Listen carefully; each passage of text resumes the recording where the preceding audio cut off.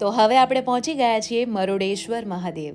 આ જે શિવજી દેખાઈ રહ્યા છે એ પ્રતિમા એમની 130 ફૂટ ઊંચી છે, એટલે વિશ્વના બીજા નંબરના સૌથી ઊંચા શિવજીની પ્રતિમા છે આ. મરુડેશ્વર મહાદેવ એટલી સુંદર પ્લેસ, આજુબાજુમાં આખો વિશાળ દરિયો અને એની વચ્ચે શિવજીની આટલી મોટી પ્રતિમા. શિવજીને જોતાની સાથે જ તમને હૃદયની અંદર સીધા એ ઉતરી જાય ને એટલા સુંદર લાગે. આ એન્ટ્રન્સ છે, અહીંયા અમે ઓલમોસ્ટ 3 વાગે પહોંચ્યા હતા અને 4 વાગે દર્શન ખુલવાના હતા, એટલે 1 કલાક અમે લોકો કારમાં વેઇટ કરી હતી અને પછી ખૂબ જ કુતૂહલતાપૂર્વક અમે આ જગ્યા પર એન્ટ્રી લીધી છે. આગળ અને કશું કહેવાય છે એ મને યાદ નથી રહ્યું, પણ આ 146 ફૂટનું છે. તો કંઈક બહુ સરસ વર્ડ છે અને કશું કહેવાય છે એ હું જાણી લઈશ, પછી હું ફરીથી પોસ્ટ કરીશ ને એમાં લખીશ. પણ આ સુપર છે, એની પર નકશીકામ બહુ જ સરસ કરેલું છે. આને છે ને ગોપુરા કહેવાય, રાજા ગોપુરાએ આ બનાવ્યું છે, એટલે આને છે ને ગોપુરા કહેવાય છે. જસ્ટ મેં ફરીથી ગૂગલ કરીને જાણી લીધું. Now it's time to our family photograph. તો અહીંયા અમે પેલા ત્યાંના સ્પેશિયલ લોકો કેમેરામાં ફોટો પાડીને તરત પ્રિન્ટ આપે ને એવો ફોટો પણ લીધો છે અને મોબાઈલમાં પણ લીધો છે.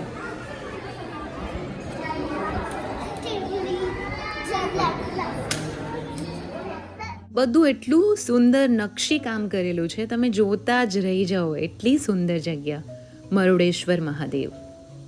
ઓકે, તો જે મેં આગળ ગોપુરા વિઝિટ કરાવ્યું હતું ને એની અંદરથી 18th ફ્લોર પરથી લોકોને નોમિનલ ચાર્જીસ પર ટિકિટ આપીને ત્યાં એટલે ઉપરથી શિવજીના દર્શન કરાવે છે લોકો, એટલે આ સુંદર નજારો આપણે એટલે ઉપરથી જોઈ શકીએ અને શિવજી બહુ જ સરસ રીતે દેખાય આપણને. તો અત્યારે હું એ 18th ફ્લોર પર ગોપુરાની અંદર છું ને ત્યાંથી અમે આ વિડીયો શૂટ કર્યો છે.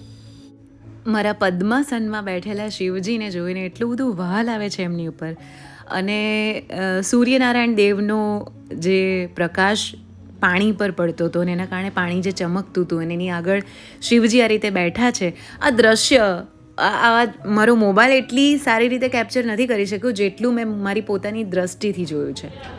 અમે જ્યાં સ્ટે લીધું હતું ગોકર્ણના ત્યાંથી આ 150 કિલોમીટર અવે છે આ પ્લેસ.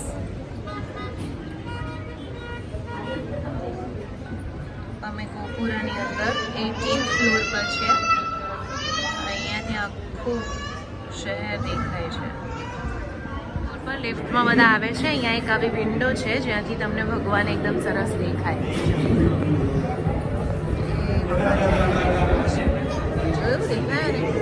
બસ બધા અહીંયાથી ફોટોગ્રાફી કરે. એની ટિકિટ રાખી છે 20 મોટાની 20 ને નાનાની 10. એ બધા લોકો અહીંયા આવી રીતે આવે છે. બીજું કશું છે નહીં, મને એક્સપેક્ટેશન કંઈક જુદી જ હતી, પણ અહીંયા આવીને કંઈક જુદું જ નીકળ્યું છે. ચલો, તો બધી ઇતર પ્રવૃત્તિઓ પૂરી કરીને હવે ફાઇનલ મંદિરમાં એન્ટર થઈ રહ્યા છીએ. હર હર મહાદેવ. બહુ જ સરસ મજાના દર્શન થયા. આમ તો મંદિરો બધા સરખા જ હોય કારણ કે ઈશ્વર બધા સરખા હોય, પણ કર્ણાટક ગોકર્ણના મંદિરમાં ત્યાંના વાઇબ્સ બહુ જુદા હતા. અને હવે જ્યારે મને સમજાયું છે કે તમે ઈશ્વરના દર્શન કરો એટલે તમારા પ્રાણ પ્રબળ થાય, તો સમજાય છે કે કોઈ પણ મંદિર વિઝિટ કર્યા પછી તમને આટલું સારું કેમ લાગતું હશે, કેમ તમારા મનને આટલી શાંતિ અનુભવાતી હશે, એ મને ખબર પડે છે. સરસ મજાના દર્શન કરીને હવે અમે લોકો જવાના છીએ.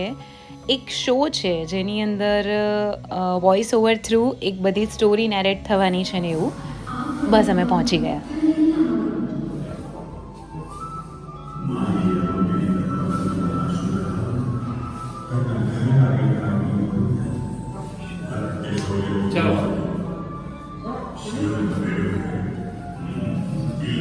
બહાર આવતાની સાથે જ પાછું મેઘરાજે સ્વાગત કર્યું છે અમારું. વરસાદ ચાલુ થયો છે.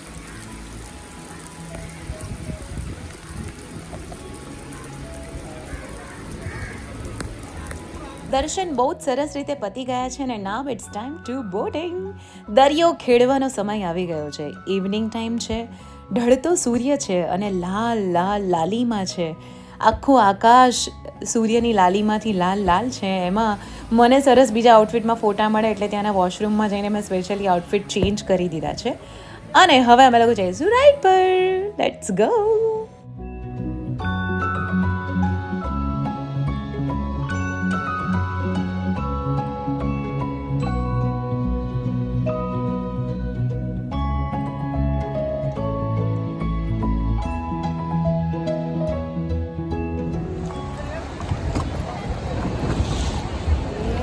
our ride start now.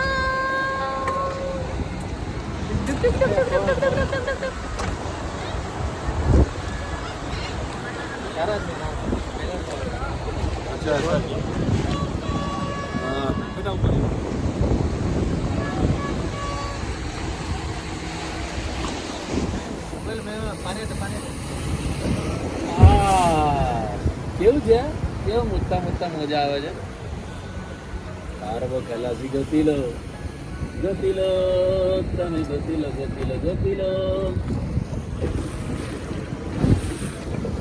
Hey, hello.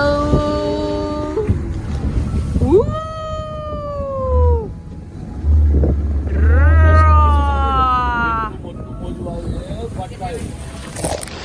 ઓહો ફોનમાં પણ